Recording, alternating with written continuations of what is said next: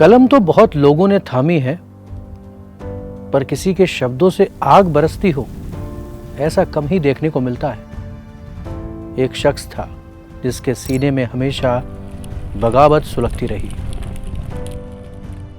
नमस्कार, आदाब। मैं हूं सलमान और आज के हमारे किरदार हैं रामधारी सिंह दिनकर। पता नहीं क्यों, पर यह नाम सुनते ही रगों में खून कुछ तेज दौड़ने लगता है। वो कोई आम कवि नहीं, बल्कि अपने आप में तपता हुआ सूरज थे। उनके अंदर हमेशा अजीब सी बेचैनी रहा करती थी। वो अपने आसपास हालात से कभी समझौता नहीं कर पाते थे। उनकी लिखावट में धधकती हुई ज्वाला हुआ करती थी, जो पढ़ने वालों को अंदर तक झकझोर कर रख देती थी। अपनी एक शुरुआती कविता में उन्होंने इस बागी मन की बात बहुत गहरे तरीके से कही है। वो लिखते हैं, स्वबानों को मिलता दूध वस्त्र भूखे बालक अखुलाते हैं, मां की हड्डी से चिपक कर ठिठुर जाड़े की रात बिताते हैं। ये कविता समाज में फैली असमानता को दर्शाती है। यहां अमीरों के कुत्तों को दूध कपड़े मयस्सर हैं, जबकि भूखे गरीब बच्चे कड़ाके की ठंड में ठिठुरने को मजबूर हैं।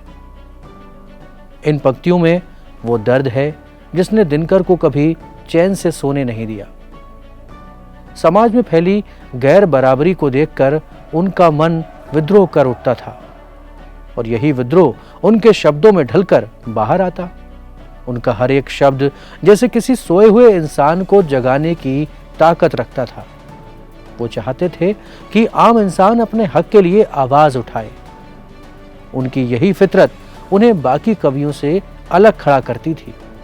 दिनकर की बगावत कभी कागजों तक सीमित नहीं रही। ये ज्वाला सत्ता के सबसे ऊंचे गलियारों तक भी पहुंची। साल था 1962। ये वो दौर था जब भारत और चीन के बीच युद्ध हुआ था। इस जंग में हमारे देश को हार का सामना करना पड़ा था। पूरा हिंदुस्तान सदमे में था। हिंदी चीनी भाई भाई का नारा और भरोसा टूट चुका था। इसी मुश्किल और घुटन भरे माहौल के बीच दिनकर की कलम से महान रचना निकली। इस कविता का नाम था परशुराम की प्रतीक्षा। ये उस वक्त देश को नींद से जगाने वाली हुंकार थी। इस कविता के जरिए उन्होंने देश को कड़ा संदेश दिया।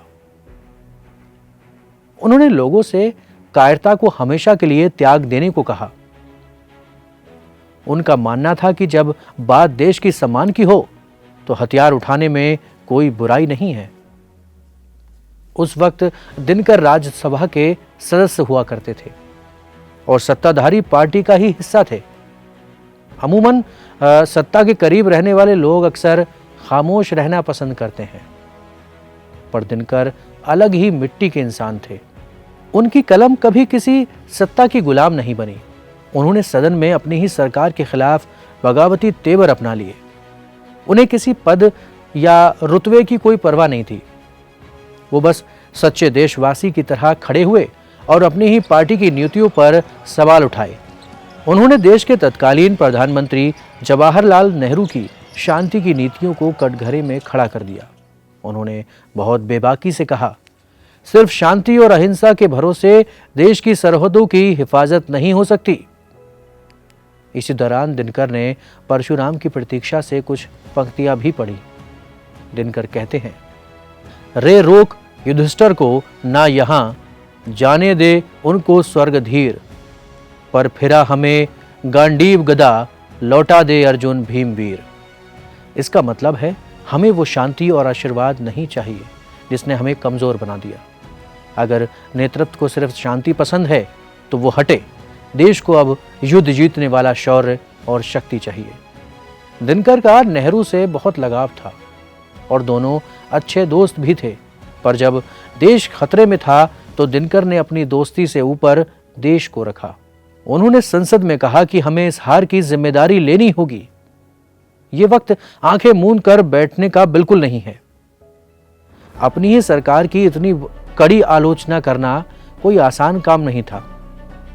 वो भी तब जब खुद प्रधानमंत्री नेहरू उन्हें राजनीति के सफर में अपने साथ लेकर आए थे। पर दिनकर के लिए हमेशा उनका राष्ट्र सबसे ऊपर रहा।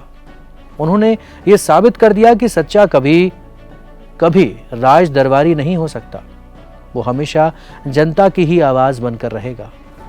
हर कोई हैरान था कि सत्ताधारी दल का सांसद अपनी ही सरकार से इस तरह कैसे सवाल कर सकता है। पर सच तो यह है कि नेहरू दिनकर के इस मिजाज को अच्छी तरह समझते थे। वो जानते थे कि दिनकर जो भी कह रहे हैं वो देश के हित में ही है। इस आलोचना की वजह नफरत नहीं थी, बल्कि इस बेबाकी के पीछे उन दोनों का एक दूसरे के लिए सम्मान छिपा था। इसी से जुड़ा एक किस्सा आपको सुनाता हूं। आज़ादी के करीब 5 साल बाद 1952 में नई संसद बनी थी और नए सपने बुने जा रहे थे। पंडित नेहरू दिनकर जी की कलम के बहुत बड़े मुरीद थे। वो जानते थे इस कवि की आवाज में देश की धड़कन बसती है, इसलिए वो खुद दिनकर को राजनीति में लेकर आए। नेहरू चाहते थे कि संसद में ऐसे लोग हों जो जमीन की हकीकत से जुड़े हों। वो दिनकर की बेबाकी से घबराते नहीं थे। उन्हें चुनकर राज्यसभा भेजा गया। नेहरू के दिल में उनके लिए बेहद खास जगह थी। दोनों अक्सर देश के हालात और साहित्य पर लंबी चर्चाएं किया करते थे। एक दिन की बात है, संसद भवन में बहुत ही दिलचस्प वाकया हुआ। दिनकर संसद की सीढ़ियां चढ़ रहे थे। ठीक उनके आगे पंडित नेहरू थे। अचानक नेहरू जी का पैर फिसल गया। उनका संतुलन बिगड़ गया और वो पीछे की तरफ गिरने लगे। पीछे मौजूद दिनकर जी ने बिना एक पल गवाए उन्हें थाम लिया। नेहरू ने पीछे मुड़कर देखा और राहत की सांस ली। उन्होंने मुस्कुराते हुए शुक्रिया कहा।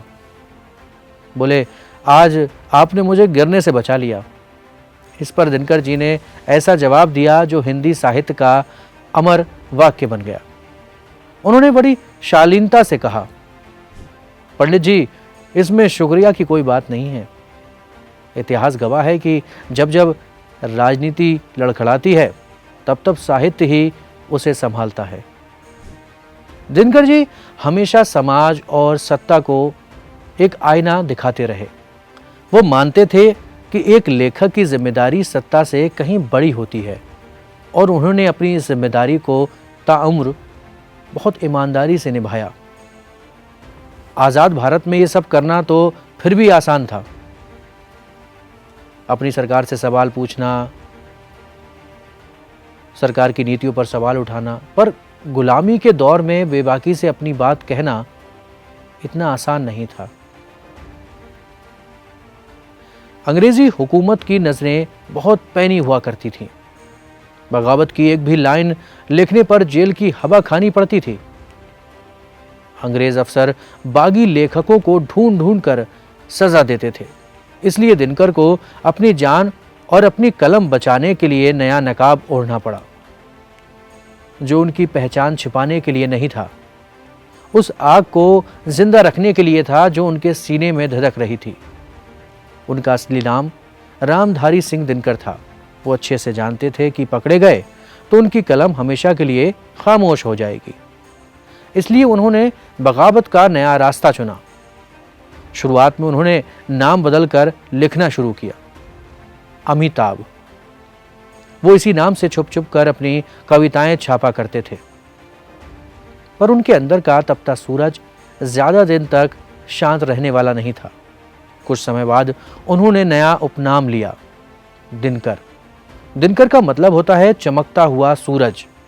ये नाम उनकी कविताओं की तपिश से बिल्कुल मेल खाता था और पूरी दुनिया ने ताउम्र उन्हें इसी नाम से पुकारा। आजादी की लड़ाई में दिनकर के शब्दों ने लाखों खोए हुए लोगों को जगाया। फिर वो ऐतिहासिक दिन भी आया जब देश पूरी तरह आजाद हो गया। पर दिनकर का वो बागी मिजाज कभी शांत नहीं हुआ। साल 1950 में देश जब पहला गणतंत्र दिवस मना रहा था, उस जश्न के माहौल में दिनकर ने अपनी सबसे मशहूर कविता लिखी, जनतंत्र का जन्म। उन्होंने कई साहित्यिक मंचों पर इसे पढ़ा। दिनकर लिखते हैं, सदियों की ठंडी बुझी राख सुगबुगा उठी, मिट्टी सोने का ताज पहन इठलाती है, दो राह समय के रथ का घर कर नाद सुनो, सिंहासन खाली करो कि जनता आती है। यह आजाद भारत के नए लोकतंत्र की सबसे मजबूत और पहली हुंकार थी। लेकिन इस कविता को ऐतिहासिक बनाया जयप्रकाश नारायण ने। 25 जून 1975 को दिल्ली के रामलीला मैदान में विशाल जनसभा के दौरान उन्होंने इसे पढ़ा और इंदिरा गांधी की सरकार के खिलाफ संपूर्ण क्रांति का आह्वान किया। यही पंक्तियां जेपी आंदोलन का नारा बनी। दरअसल दिनकर कुर्सी पर बैठे हर इंसान को याद दिलाते रहे कि असली मालिक देश की जनता है। उनका यह बड़प्पन और देश के प्रति उनका यह समर्पण हमेशा कायम रहा।